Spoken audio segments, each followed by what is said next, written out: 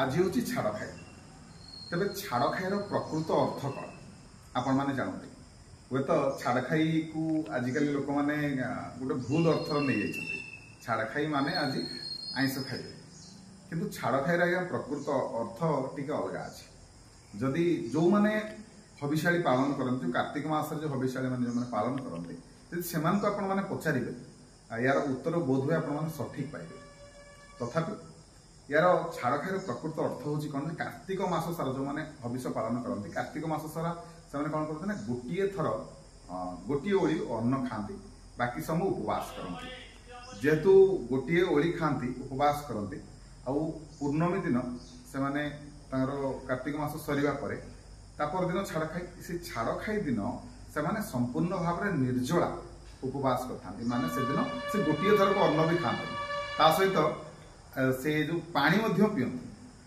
ताकू छाड़ खाई आउ गोटे कथा जब देखा गोटे दृष्टिकोण बर्तमान देखो आम जो फसल जहाँकि आम मुख्य फसल धान धान बर्तमान बिल अमल हो न था ये समय अमल हो न था आउ जेहेतु बिलर धान अमल होनी तेणु भंडार में जो आम संचय कर रखी था आग काल जहाँ भी संचय कर रखी था से कौन हुए ना आम पाखे से पर्याप्त मात्रा न था धान सरी सरी सरी से आसता जमी आप दरमा पाइले मसकर दरमा 1 तारिख 2 तारिख आड़ पाती आप 10-15 तारिख आड़ अधिक अधिक पैसा थी किंतु 27, 28, 29 तारिख आड़ आसला बेलू आप पैसा न धार करेंगे ठीक से जेहेतु बिलर बर्तमान धान आम पाखे संचित धान ना तेणु मुख्य खाद्य आम जो भात खाती आम पाखे न था कम कम कम कम आम खाती कार्तिक मास ठार कम कम कम कम खाती बोली सब नीति नियम करागला जमी लोकटा असुविधार पड़े अल्प अल्प खाइले किसी भी तार बंचो। तेणु ये गोटे मान्यता जेहेतु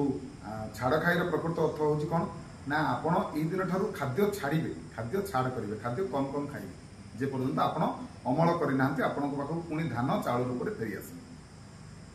किंतु आजिकल आम ओलटा हो गले छाड़ खाईर अर्थ आम भावुन आमिष भक्षण कर किंतु ता नुह। आशा करुँच आपण निश्चित भाव में भिडियो भल लगी जब भिडियो भल लगी था भिडियो को समस्त शेयर करेंगे भिडियो को लाइक निहाती करेंगे चैनल को सब्सक्राइब करने कहूँ जदि आप